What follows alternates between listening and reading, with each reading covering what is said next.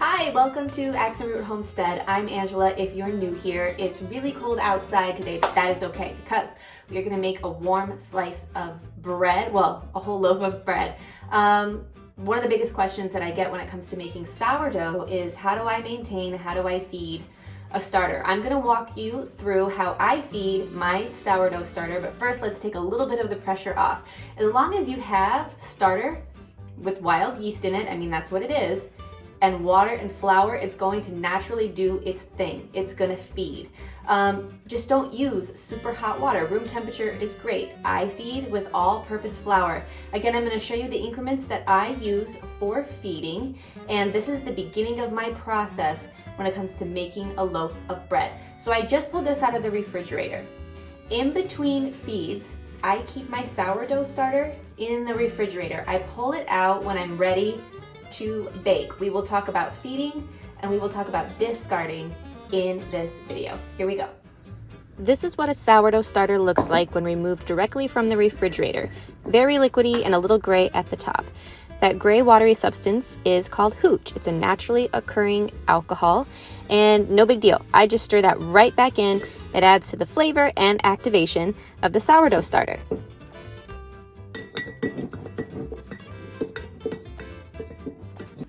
The first thing I do when I feed is start with a nice clean jar. We're going to pour however much sourdough starter I'd like to keep and feed into the new jar. For some, that's quite a bit, especially if you're selling starter. For me, I use 1/8 of a cup. That's roughly about 50, maybe 40 grams.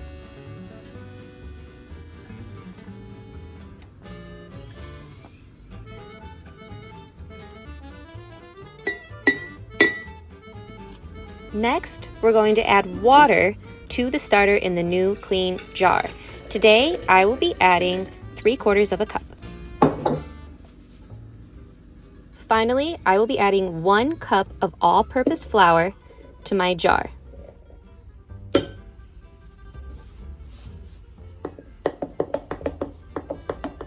For mixing, a non-reactive spoon such as a wooden one is recommended.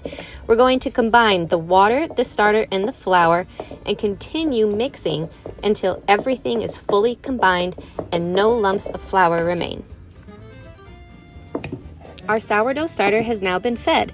If you decide that you prefer a thicker sourdough starter, you can add 1/4 cup of more flour, or however much flour you feel comfortable with in order to achieve the consistency of starter that you'd like.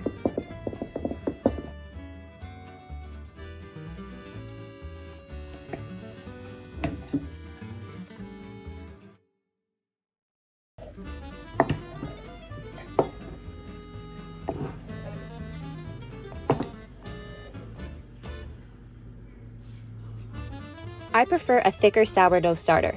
Over the next few hours, as the wild yeast feeds on the flour, it will begin to rise. It's ready to use for baking in about 6 to 8 hours time, or when a drop of starter is placed in a bowl of water and it floats. That means it has enough air pockets and is ready for use. When we took the starter out of the refrigerator, we poured only a portion of it into our new jar.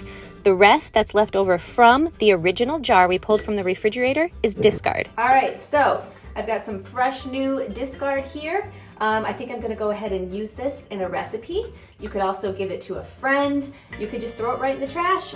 Some people feed it to their plants. Seriously, the bacteria in here is supposed to be really good for the soil. Some people give it to their chickens. There's all different things that you can do with leftover sourdough starter. But I think I'm gonna be making some brownies. So we'll see if I have enough of that in here today. All right, I hope this has been helpful. Happy baking.